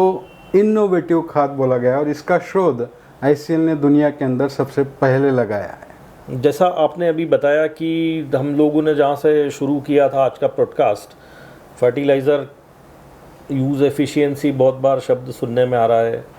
फर्टिलाइज़र का pH सुनने में आ रहा है, सॉइल का pH सुनने में आ रहा है, बार बार ये pH शब्द सुनने में आ रहा है। तो आखिर ये pH है क्या, और ये pH का खाद की उपयोग क्षमता से क्या संबंध है? देखिए, pH जैसे हमारा ब्लड ग्रुप होता है, वैसे ज़मीन का pH तथा पानी का pH बहुत इम्पॉर्टेंट है। जैसे कि महाराष्ट्र, गुजरात, MP, छत्तीसगढ़ तथा मोस्टली जितना भारतवर्ष का जितना भी एरिया है, वहाँ की मिट्टी का pH मान जो है 7.5 से 8.5 के बीच में है। अब उदाहरण के तौर पे आपको मैं बता दूं, इस DAP खाद का pH अगर हम देखते हैं 8 से 8.5 के बीच में आएगा। अब जब हमारे ज़मीन का pH 7.5 से 8.5 के बीच में है और खाद का pH 8 से 8.5 के बीच में है, तो समान pH वाली ज़मीन के अंदर समान pH वाला खाद अगर हम डालेंगे तो उसकी कार्यक्षमता जो है या फर्टिलाइज़र यूज़ इफ़िशियंसी जो है वो हमें सबसे कम मिलती है। और यही कारण है कि ज़मीन में से देने वाले जितने भी कॉम्प्लेक्स फर्टिलाइज़र्स हैं, इनकी उपयोगिता 12 से 15% के बीच में हमें दिखाई देती है। ज़मीन का pH हमारे हाथ में नहीं है हम कम करना pH, या पानी का pH हमारे हाथ में नहीं उस पानी का pH कम करना, क्योंकि तो ज़्यादा से ज़्यादा अन्न द्रव्यों की उपलब्धता पौधे को होती है। और यही कारण है कि ICL द्वारा जितने भी घुलनशील खाद दिए गए हैं, वो घुलनशील खाद कम pH वाले यानी कि एसिडिक pH वाले खाद हैं, जो pH करेक्शन में मदद आएंगे। और जैसे कि उदाहरण के तौर पे पिक एसिड का pH हमने 2.2 दिया है, बाकी अन्य खाद जितने भी घुलनशील खाद हम दे रहे हैं उनका pH लगभग 2.2 से लेके 3.7 या 4.5 तक हमने रखा हुआ है। उसी तरह पॉलीसल्फेट का pH हमने न्यूट्रल pH रखा है। और यही कारण है कि जो भी pH मान है वो pH मान के ऊपर न्यूट्रिएंट अवेलेबिलिटी जो है वो निर्भर होती है। और यही कारण है कि कम pH वाले खाद हम लेके आएंगे तो ज़्यादा से ज़्यादा न्यूट्रिएंट की उपलब्धि उन खादों के माध्यम से होगी। ये बहुत अच्छा आपने pH के बारे में बताया। जैसा आपने बताया कि pH मतलब अम्लीपन और क्षारीपन का बैलेंस है, आपने थोड़ा ब्लड ग्रुप से उसको कोरिलेट किया था। किसान भाई अगर साधारण भाषा में समझ पाए, थोड़ा सा आप उस बारे में और बताएं जो और साधारण किसान भाई समझ पाए कि ब्लड ग्रुप से मतलब कैसे हम लोग तार्किक कर सकते हैं कि जैसा आपने बताया 8 pH अगर मिट्टी का है तो 8 pH का अगर आप खाद डालेंगे तो कॉम्पेटिबिलिटी बनेगी नहीं, मतलब उसका अपटेक कम हो जाएगा। तो जैसे ब्लड ग्रुप को और थोड़ा सिंप्लीफाई आप बता दें तो। देखिए, पीएच मान यानी जमीन का जो पीएच बनता है, जो पेरेंट रॉक है, उस पेरेंट के रॉक के ऊपर ये जमीन का पीएच निर्भर होता है। समान पीएच वाला खाद अगर समान पीएच वाले जमीन के अंदर डालेंगे तो उसकी इफिशियंसी हमें नहीं मिलेगी, कार्यक्षमता। वैसे ही ब्लड ग्रुप और पीएच बहुत ज़्यादा इम्पोर्टेंट है न्यूट्रिएंट यूज इफिशियंसी बढ़ाने के लिए। जैसे ब्लड ग्रुप के लिए शादी करते समय हम देखते हैं कि कैसा ब्लड ग्रुप है। जैसा आपने बताया, ये तो बहुत बड़ा एक आज के समय में प्रश्न समझता हूँ मैं किसान भाइयों के लिए कि उन्होंने अपने खाद का कभी पीएच चेक नहीं किया। जो ड्रिप इरिगेशन के माध्यम से दे रहे हैं वो तो बैग के ऊपर पड़ रहे हैं, पर जो हमारे किसान भाई परंपरागत खाद डाल रहे हैं वो बैग के ऊपर पीएच कभी लिखा भी नहीं आता है, ना उन्होंने कभी टेस्ट किया। तो पीएच जो है सर कैसे चेक किया जा सकता है पीएच? देखिए, पीएच बैग के ऊपर उपलब्ध नहीं दिया जाता है, बट मैं सरकार से गुजारिश करूंगा कि खाद के बैग के ऊपर पीएच आना चाहिए, क्योंकि बहुत इम्पोर्टेंट है न्यूट्रिएंट यूज इफिशियंसी के हिसाब से। अब अगर खाद का पीएच हमें टेस्ट करना है तो वो टेस्ट करने के लिए पीएच मीटर के माध्यम से हम पीएच टेस्ट करते हैं, या जो हमारे पास में पेपर होता है वो पेपर के माध्यम से भी पीएच हम टेस्ट कर सकते हैं। जैसे कि पीएच मीटर अगर हम रखेंगे तो वो ज़्यादा अच्छा रहेगा, क्योंकि जो हमारा पीएच पेपर है उसके माध्यम से कभी कभी एक्यूरेसी वहाँ पे नहीं आती है। पीएच पेपर मतलब लिटमस पेपर जी, जिसका रंग बदलता जाता है, चार्ट जैसा रहता है, तो उसको हम पीएच पेपर कहते हैं या लिटमस पेपर कहते हैं, जिसके रंग के अनुसार वहाँ पे न्यूट्रल पीएच है तो हमें नीला रंग दिखाई देता है, जितना एसिडिक पीएच रहेगा तो वहाँ पे अलग रंग आता है। तो उस प्रकार से हमें ये पीएच पेपर का यूज़ करना चाहिए, या फिर पीएच मीटर ज़्यादा एक्यूरेसी के हिसाब से वहाँ पे उपयोग में लाएंगे तो उसके माध्यम से हम खाद का पीएच या सॉल्यूशन का पीएच वहाँ पे देख पाएंगे। किसी क्लाइमेट में सक्सेस हो रही है या किसी फसल की ड्यूरेशन शॉर्ट ड्यूरेशन की है, कोई लॉन्ग ड्यूरेशन की है, इसको हम लोग कैसे कोरिलेट करें कि हमारे किसान भाई अच्छी मुनाफे के लिए किसी एक फसल के ऊपर अगर आधारित हैं और वो फसल किसी प्राकृतिक परिस्थिति के कारण कोई उसमें ओले गिर गए या बहुत बारिश हो गई उसकी हार्वेस्टिंग के पीरियड में, तो ये जो महाराष्ट्र के किसान भाई कर रहे हैं ये मॉडल क्या सक्सेसफुल है कि उनके फसल 5 एकड़ में भी 4 क्रॉप ले रहे हैं? और क्या हमारे जैसे जिन प्रदेशों में लैंड होल्डिंग्स ज़्यादा हैं वो किसान भाई क्या मॉडल अपनाए जिससे उनकी उत्पादकता भी बढ़े, ज़मीन भी सुधरे और वो फसल चक्र को कैसे समझ पाएँ? क्योंकि अभी आप देखेंगे कि मक्का का बहुत बड़ा ट्रेंडिंग चल रहा है अभी मार्केट में, क्योंकि मक्का यूक्रेन रशिया का भी जो युद्ध हुआ है उससे जो मेन सप्लायर कंट्रीज़ थी, ये दोनों कंट्रीज़ थी, इनमें शिपमेंट्स की प्रॉब्लम आई, इनकी जो है सोइंग का सब्जेक्ट आया। भारत सरकार ने ब्लेंडिंग अभी 15% तक कर दी है, जो किसी समय 5% थी। तो इथेनॉल में अभी मक्का का यूज़ बहुत हो रहा है। तो मक्का की फसल नए नए एरिए के अंदर अभी फैल रही है। जहाँ पे कभी मक्का नहीं लगी थी वहाँ पे हाइब्रिड मेज़ लग रही है जो 50-50, 60-60 क्विंटल की ईल्ड दे रही है। तो ऐसी ही फसलें किसान भाई हमारे ओवरनाइट चेंज कर दी, मतलब ये मक्का जहाँ कभी नहीं लगी थी वहाँ एकड़ों में मक्का लग रही है। तो ये किसान भाई अपनी ज़मीन को भविष्य के लिए संरक्षित करें। तो आज जो उत्पादन मिल रहा है कल मिलेगा नहीं। तो मैं वापस विषय पे आता हूँ कि जैसा फसल चक्र जो रहता है वो हमारे खेतों पे भी किसान भाई हमारा खेत हमारा प्रयोगशाला करके ये चक्रों को अपनाना चाहिए इनको। जैसे कि आपने अभी कहा कि मोनोक्रॉपिंग से हमारी समस्याएं हल नहीं होनी है, इसलिए जहाँ पे भी अच्छे तरह से क्रॉप रोटेशन या जिसको हम कहेंगे कि क्रॉपिंग सिस्टम अप्रोच जिसको हम कहेंगे, यानी कि एक ही फसल के ऊपर निर्भर ना होते हुए सारी फसलों के साथ अगर हम खेती करेंगे तो हमें अच्छे से अच्छा जो भी एक आध फसल अगर किसी कारणवश वहाँ पे उत्पादन नहीं देती है तो बाकी अन्य फसलों के कारण हमें वहाँ पे प्रोडक्शन या प्रोडक्टिविटी जो है वो अच्छी तरह से मिल सकती है। इसलिए क्रॉपिंग सिस्टम अप्रोच के ऊपर हमें काम करना चाहिए। मिक्स्ड क्रॉपिंग हो या रोटेशन हो या क्रॉपिंग इंटेंसिटी है, इसके माध्यम से हम हमारा जो उत्पादन है वो सही तरीके से उसके ऊपर हम निर्भर रह सकते हैं। कि जितना ज़्यादा क्षेत्र हम ड्रिप के अंदर लेके आएँ पानी की इफ़िशेंसी और खादों की इफ़िशेंसी हम बढ़ाएं, उतना ज़्यादा प्रोडक्शन हमें मिलेगा। बट डर ये है कि मोनोक्रॉपिंग के ऊपर अगर हम जाएंगे तो आने वाले समय में बहुत सारी चैलेंजेस को हमें झेलना पड़ेगा। इसलिए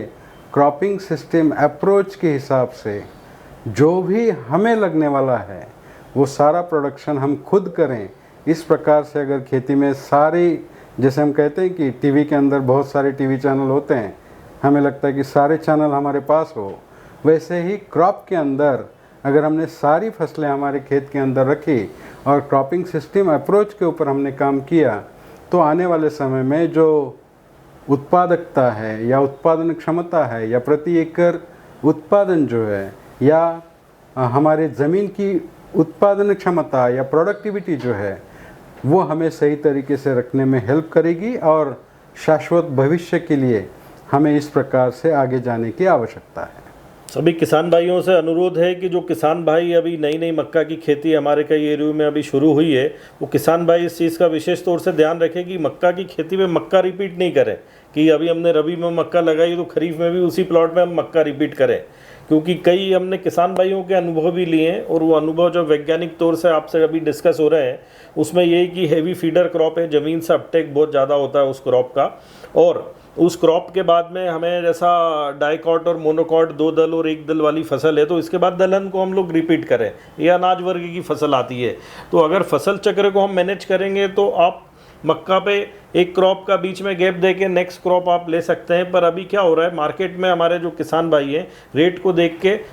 क्रॉप का सिलेक्शन कर लेते हैं। तो अभी मक्का जैसा बताया कि दौर बहुत अच्छा चल रहा है, पर इस दौर में ऐसा नहीं है हम लोग करें कि हम लोग बैक टू बैक मक्का लगा दें, हमारे फसल चक्र को ब्रेक नहीं करें। तो जैसा अभी सर ने बताया कि मक्का के प्लॉट में हम लोग दलहन की फसलों को लें और देन फिर मक्का के ऊपर वापस जा सकते हैं, पर बीच में गैप देना बहुत ज़रूरी है। दूसरी चीज़ अभी आपने बताई कि जहाँ पे वो फसल का उत्पादन ज़्यादा होता है वहाँ पे उसको फीडिंग की आवश्यकता भी ज़्यादा लगती है। अब चूँकि नए नए क्षेत्र में मक्का लग रही है तो अभी हमारे किसान भाई जो है उस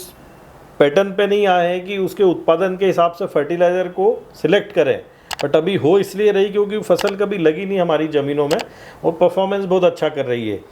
तो ये फसल चक्र का विशेष ध्यान रखें किसान भाई। अब मैं थोड़ा आपसे समझना चाहूँगा सर कि इजराइल केमिकल्स लिमिटेड, जैसा आपने बताया कि 2015 से भारत में डायरेक्ट मार्केटिंग में किसान भाइयों के बीच में काम कर रही है, तो किसान भाइयों को आप टेक्नोलॉजी किस माध्यम से प्रोवाइड कराते हैं? किसान भाइयों को सबसे इम्पोर्टेंट है मैं कितना पैसा एक फसल के ऊपर लगा रहा हूँ या कितना पैसा मैं खाद के ऊपर खर्च कर रहा हूँ और मुझे रिटर्न कितना मिल रहा है इन्वेस्टमेंट के ऊपर। तो हमने शुरुआत की, क्योंकि कोई भी क्रॉप प्लान यानी कि स्टार्ट से लेके ज़मीन में से खाद देने से लेके हार्वेस्टिंग तक जितने भी खाद हम दे रहे हैं, जो क्रॉप प्लान ICL ने बनाया है उस क्रॉप प्लान के लगभग हमने पूरे भारत में 101 डेमो लगाए और वो डेमो लगाने के बाद में उस डेमो के ऊपर बड़े बड़े फील्ड डे हमने वहाँ पे ऑर्गेनाइज किए और वो ऑर्गेनाइज करके लोगों को हमने दिखाया कि इतना खर्चा करने के बाद में कम से कम जो प्रोडक्शन में वृद्धि आनी चाहिए वो प्रोडक्शन में कितनी वृद्धि आ रही है और प्रोडक्शन की वृद्धि के साथ साथ जो क्वालिटी है वो क्वालिटी कैसे आगे जा रही है, ये हमने किसानों के खेत में दिखाया है। उनके किसानों के खेत में जो डेमो लेके हमने वो बताया है। उसी के साथ साथ कोविड के पीरियड में हमने किसानों के टेस्टिमोनियल्स, कोविड के पीरियड में हमने फेसबुक लाइव, कोविड के पीरियड में हमने डिजिटल कनेक्ट, कोविड के पीरियड में हमने विजिबिलिटी, सारी डिजिटल विजिबिलिटी या सोशल मीडिया के थ्रू विजिबिलिटी हमारे सारे प्रोडक्ट की रखी और जो भी प्रोडक्ट के बारे में बताना है उसमें हमने प्रामाणिकता रखी और यही प्रामाणिकता रखने के कारण आज ICL का जो ब्रांड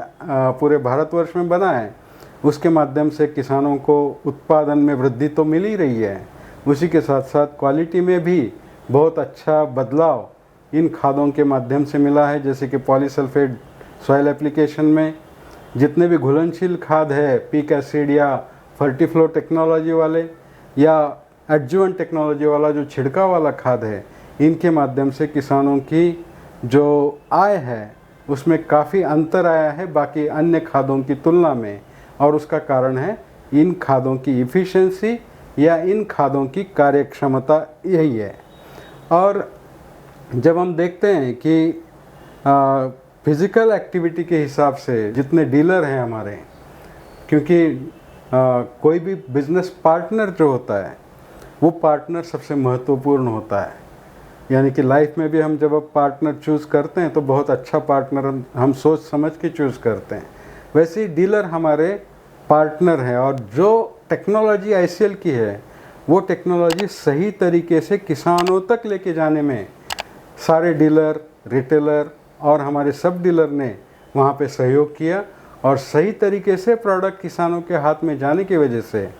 जो भी उसका, हम कहते हैं ना कि सही टेक्नोलॉजी अगर सही आदमी के पास में पहुंच जाए तो वो बहुत बड़ा बदलाव वहाँ पे ला सकती है। और यही बदलाव ICL के सारे खाद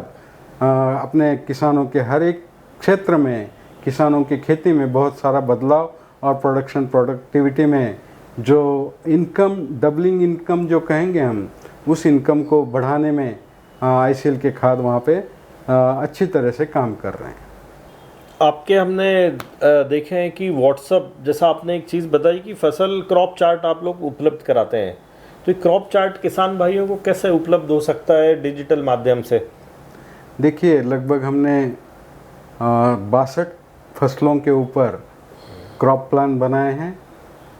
जैसे कि सॉइल एप्लीकेशन के साथ में घुलनशील खादों का प्रयोग और फोलियर फर्टिलाइजेशन के साथ में ये क्रॉप प्लान हमने बनाए हैं। और ये क्रॉप प्लान स्टेज वाइज हमने बनाए हैं, और इन क्रॉप प्लान को सबसे ज़्यादा अगर हमने किसी डिजिटल मीडिया के माध्यम से प्रसारित किया होगा तो व्हाट्सएप के माध्यम से हमने ये सारे क्रॉप प्लान किसानों को उपलब्ध कराए हैं। और ये क्रॉप प्लान तैयार करते समय सिर्फ और सिर्फ खाद बेचना है ये हमने इसमें निर्धारित नहीं किया है। ये निर्धारित करने के लिए हमने जो भी यूनिवर्सिटी के रिकमेंडेशन हैं, जो भी राष्ट्रीय अनुसंधान केंद्र है उनके रिकमेंडेशंस हैं, उन रिकमेंडेशंस को ध्यान में रखते हुए ना कम ना ज़्यादा, जितना बोला है 5% का वेरिएशन आपको दिखाई देगा, इस प्रकार के क्रॉप प्लान हमने बना के किसानों को उपलब्ध कराए हैं। जैसे कि पॉलीसल्फेट का रिकमेंडेशन, अब जो रिकमेंडेशन किसी भी अनुसंधान केंद्र ने सल्फ़र का रिकमेंडेशन किया है उसको बेस करके पॉलीसल्फेट के रिकमेंडेशंस हमने निर्धारित किए। और जैसे कि 3 महीने की फसल में 50 किलो पॉलीसल्फेट,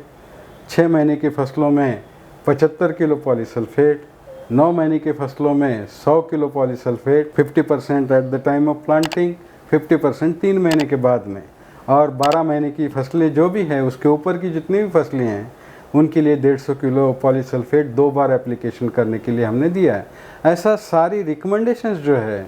वो सारी रिकमेंडेशंस ब्लैंकेट एप्लीकेशन के लिए हमने नहीं दिए हैं, बट रिसर्च के अनुसार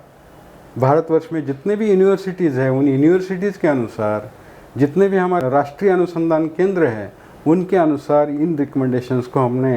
तय किया है। और जो किसान का खर्चा है वो भी सही तरीके से हो और उसको ज़्यादा से ज़्यादा जो फर्टिलाइज़र प्रोग्राम है वो फ़ायदेमंद हो, इस तरीके से ये फर्टिलाइज़र प्रोग्राम हमने बनाए हैं। और इस प्रोग्राम को बनाते समय, प्रोडक्ट देते समय वर्टिकली या हॉरिजॉन्टली जो भी प्रोडक्ट अवेलेबल है वो प्रोडक्ट किसान वहाँ पे मार्केट में जाके खरीद सकता है और ले सकता है। इसी तरीके से बहुत किसानों का इस फर्टिलाइज़र प्रोग्राम के माध्यम से भी व्हाट्सएप के माध्यम से पहुँचाने के बाद में फ़ायदा हुआ है। जैसा आपने बताया ICL जो है व्हाट्सएप के माध्यम से किसान भाइयों को उनकी फसल का क्रॉप शेड्यूल उपलब्ध करवा देती है। डिजिटल प्लेटफॉर्म पे आपके फेसबुक लाइव के सेशंस होते हैं जो क्रॉप वर्टिकल को लेके। ये तो हो गया सर सोशल मीडिया का प्लेटफॉर्म। फिज़िकल में हम जानना चाहेंगे ICL किस स्ट्रेंथ के साथ काम कर रही है, कौन से स्टेट्स में ICL अभी काम कर रही है, और ICL क्या अभी, जैसे आपने बताया कि हमारे सारे प्रोडक्ट इंपोर्ट होते हैं, और जैसा आपने रॉ मटेरियल के सोर्सिंग बताया, अलग अलग जगह आपके प्रोडक्शन यूनिट्स होंगी, तो क्या भारत में भी ICL का कोई फ्यूचर प्लान है कि यहाँ पे कोई प्लांट एस्टेब्लिश करे, यहाँ पे अच्छे प्रोडक्ट्स किसानों को मेक इन इंडिया के माध्यम से मिल सके? सबसे पहले जो खुशी की बात है वो आपको मैं बता दूं कि भारत के अंदर पुणे के पास में नगर एमआईडीसी यानी कि सुपा एमआईडीसी में आईसीएल अपना प्लांट लगाने जा रही है। और ये एनपीके यानी कि जितने भी घुलनशील खाद है,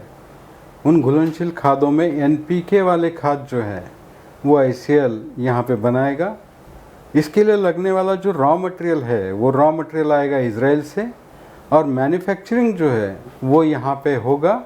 और जहाँ जितनी ज़रूरत हमारे जिस किसी ग्रेड की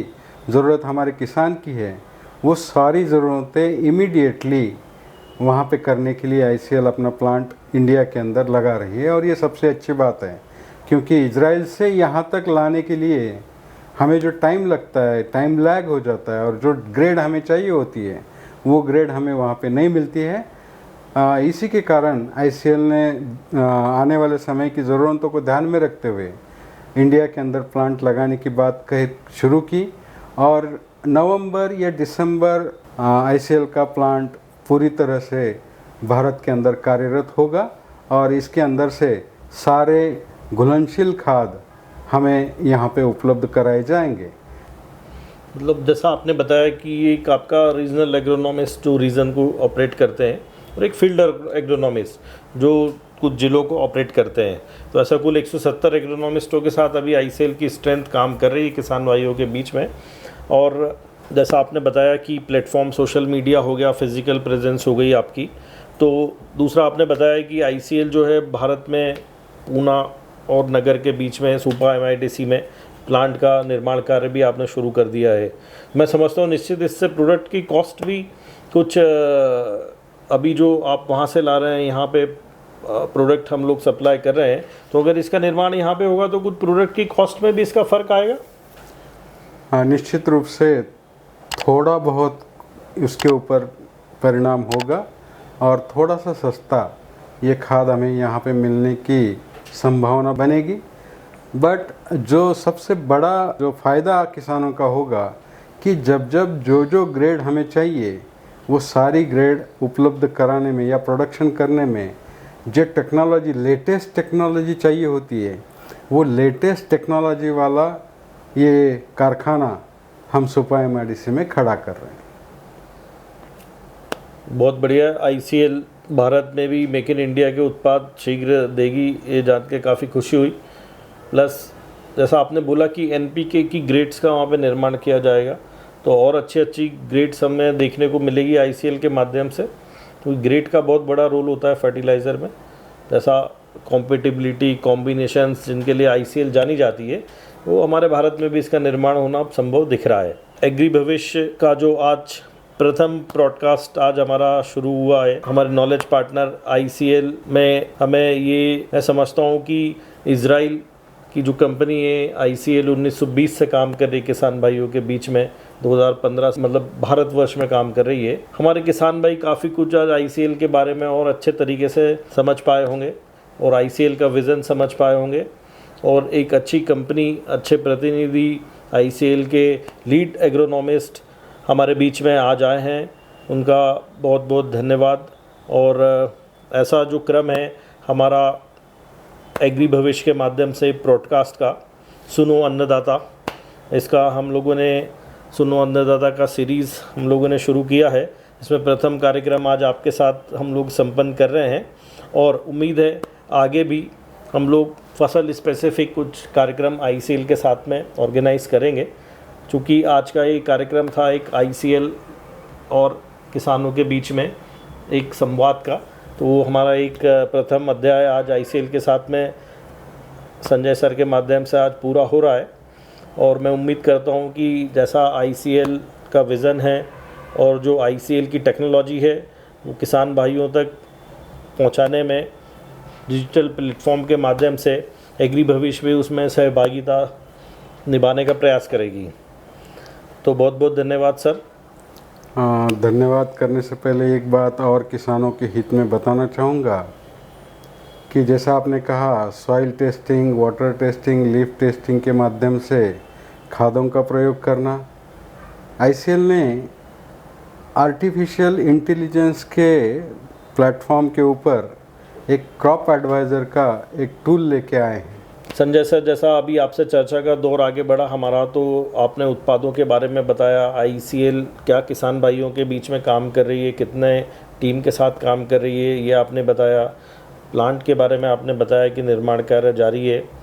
टेक्नोलॉजी कहाँ से आप लोग लाते हैं, कैसा सोर्सिंग होता है रॉ मटेरियल का, ये आपने बताया। अब अभी पूरे किसान भाइयों के बीच में फर्टिलाइज़र, पोषक तत्व से संबंधित जब हम लोग डिस्कशन करते हैं तो किसान भाई का एक प्रश्न रहता है, हमारी मिट्टी में क्या है, हमें कौन सा खाद डालना चाहिए, हमारी पत्ती में मतलब पौधे में क्या डेफिशिएंसी इस समय दिखती है, जो सामान्य तौर पे किसान भाई की जिज्ञासा रहती है कि वो प्रयोग तो कर रहा है, सब इनपुट का इन्वेस्टमेंट तो कर रहा है, पर उनको ये नहीं मालूम हमारी मिट्टी में क्या है, हमारे पौधे की क्या रिक्वायरमेंट है। आईसीएल खास करके नए नए चीज़ें किसानों तक लाने की कोशिश कर रहा है। उसमें सॉइल टेस्टिंग, वाटर टेस्टिंग और लीफ टेस्टिंग के लिए आईसी लीफ लैबोरेटरी हमने पुणे के पास में स्थापित की है और इस लैब के माध्यम से मिट्टी का परीक्षण, पानी का परीक्षण और पत्तों का परीक्षण वहाँ पे किया जाता है। और ये सारी सुविधाएं हमने किसान को सिर्फ़ और सिर्फ 500 रुपये दे के सारे न्यूट्रिएंट की उपलब्धि पानी के अंदर तथा लीफ के अंदर सिर्फ और सिर्फ नॉमिनल चार्जेस के ऊपर हमने उपलब्ध की है। उसी के साथ साथ आर्टिफिशियल इंटेलिजेंस के अंदर आईसीएल काम कर रहा है और ये क्रॉप एडवाइज़र जो टूल हम लेके आए हैं, इस क्रॉप एडवाइज़र टूल के तहत किसान प्रयोग करके देख सकता है इसको कि अपने खेत में खड़ा रहे के अपना लोकेशन हमें शेयर करें। लोकेशन शेयर करते समय अपना नाम, अपने क्रॉप का नाम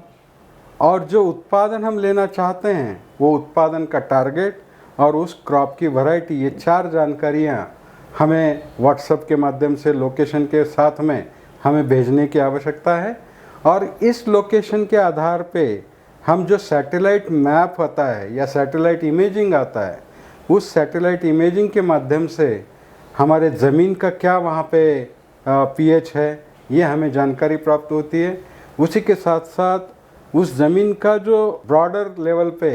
जो प्रोडक्टिविटी है या कैल्शियम कार्बोनेट कंटेंट है, वो हमें पता चलता है। और वो पता चलने के बाद में जितना प्रोडक्शन हमें उस क्रॉप का फसल का लेना है, उस प्रोडक्शन के लिए कौन से अन्य द्रव्यों की आवश्यकता होती है, वो एक्यूरेट इन्फॉर्मेशन हमें वहाँ पे मिलती है। और उस एक्यूरेट इन्फॉर्मेशन के आधार पे हम किसान को स्टेज वाइज प्लांटिंग से लेके हार्वेस्टिंग तक डे वाइज शेड्यूल हम बना के देते हैं और इसका फ़ायदा किसान को डायरेक्ट होता है। और ये टूल जो है आज हमने फ्री ऑफ कॉस्ट रखा है, यानी कि इसके लिए कोई पैसा किसान को देना नहीं है। जैसा आपने बताया कि आईसीएल ना सिर्फ फर्टिगेशन में बल्कि किसान भाइयों के बीच में इतनी उन्नत तकनीक एआई टूल के माध्यम से जो लेके आई है, तो जो आपने बताया था कि उसे प्लॉट के ऊपर उसकी लोकेशन सेंड करनी है और तो इसके लिए कोई ऐप उसे डाउनलोड करनी पड़ेगी किसान भाइयों को? नहीं, कोई ऐप डाउनलोड करने की आवश्यकता नहीं है। व्हाट्सएप के माध्यम से जो करंट लोकेशन हम किसी को हमारे घर पे आने के लिए भेजते हैं, वैसे ही खेत में जाके उस खेत का जो करंट लोकेशन है वो लोकेशन आपको हमें शेयर करना है। मतलब आईसीएल के द्वारा तो व्हाट्सएप नंबर दिया जाएगा, उस नंबर के ऊपर करंट लोकेशन शेयर करना है, तो वो सैटेलाइट इमेज के माध्यम से उस सॉइल का मैपिंग करके उसमें न्यूट्रिएंट डेफिशिएंसी मतलब करंट न्यूट्रिएंट स्टेटस देख सकती है वो और सलाह दे सकती है आगे इस फसल में क्या करना है। ये तो बहुत अच्छी सुविधा है, किसान भाई हमारे इस चीज़ का उपयोग करें। और अभी तक एग्रीकल्चर में एआई टेक्नोलॉजी का प्रवेश नहीं हुआ है, ये एक एआई टूल बहुत अच्छा आईसीएल ने निकाला है। दूसरी चीज़ जैसा आपने बताया कि पेड सर्विसेज के माध्यम से मिट्टी की जांच, पानी की जांच आईसीएल के माध्यम से की जा सकती है, तो इनके लिए किससे संपर्क करना पड़ेगा किसान भाइयों को ये जांच करवाने के लिए? किसान भाइयों के लिए हमने टोल फ्री नंबर रखा हुआ है, उसी के साथ साथ व्हाट्सएप नंबर रखा हुआ है। मेरे नंबर पे भी किसान भाई संपर्क कर सकते हैं। मेरा नंबर है 88 88 88 25 91। और जो आपके एग्रोनॉमी की जो टीम है फील्ड में काम कर रही है, ये लोग भी ये सुविधाएं किसान भाइयों को मतलब चैनलाइज कर सकते हैं अगर वहाँ किसान उन तक पहुँचे या डीलर तक पहुँचे अभी तो? या फिर हमारे आईसीएल के जितने भी प्रतिनिधि हैं, 170 लोग जो फील्ड के ऊपर काम कर रहे हैं, रीजनल एग्रोनॉमिस्ट जो आज 7 रीजनल एग्रोनॉमिस्ट काम कर रहे हैं। धन्यवाद संजय सर, आपने आज जो हमारा पहला पॉडकास्ट था एग्री भविष्य पॉडकास्ट के माध्यम से सुनो अन्नदाता, इसका हमने थीम रखा है और जो एग्री भविष्य का फॉर्मेशन किया है उसकी टैगलाइन भी यही है कि देश का कल्चर एग्रीकल्चर और देश का भविष्य एग्री भविष्य है। तो आज इस मंच के माध्यम से आपका बहुत बहुत धन्यवाद कि आपने प्रथम पॉडकास्ट में हमारे किसान भाइयों के बीच में ICL के बारे में विस्तृत चर्चा करी। ये क्रम आगे भी जारी रहेगा। उम्मीद है आगे हम लोग और डिटेल में जाएंगे, अलग अलग फसलों के बारे में आपसे चर्चा करेंगे और अगला जो हमारा संवाद रहेगा उसमें हम लोग करंट अफेयर्स पे भी डिस्कस कर पाएंगे कि अभी वर्तमान परिदृश्य में क्या चल रहा है। तो आपका बहुत बहुत धन्यवाद सर कि आज आपने इतना अच्छा हमारे किसान भाइयों को ICL के बारे में बताया, जो 1920 की कंपनी है। इंडिया में 2015 से आपने डायरेक्ट मार्केटिंग में कंपनी ने अपना विस्तार किया और इतने अच्छे अच्छे उत्पाद किसान भाइयों को आप टेक्नोलॉजी, तकनीक और जो है मार्गदर्शन के साथ में उपलब्ध करा रहे हैं। धन्यवाद राठी जी। धन्यवाद सर। आपको बहुत बहुत शुभकामनाएं एग्री भविष्य के लिए। उसी के साथ साथ जो सुनो अन्नदाता पॉडकास्ट आपने शुरुआत की है, उसमें सबसे पहले इस पॉडकास्ट के लिए मुझे आमंत्रित किया, वो समय हमें आपने यहाँ पे दिया, उसके लिए सारी टीम का और आपका खास करके मैं यहाँ पे धन्यवाद व्यक्त करूँगा। और सारे किसान भाइयों को इतना ही निवेदन करूंगा कि जो भी हम खेती के अंदर कर रहे हैं उसे हमें आंखें खोल के करना चाहिए, आंखें बंद करके नहीं करना चाहिए। इसलिए आंखें खोल के अगर खेती करेंगे तो आने वाले भविष्य में हमें कोई भी फंसा नहीं पाएगा। इतना ही निवेदन करके मैं अपनी वाणी को विराम दूंगा। धन्यवाद। Thank you.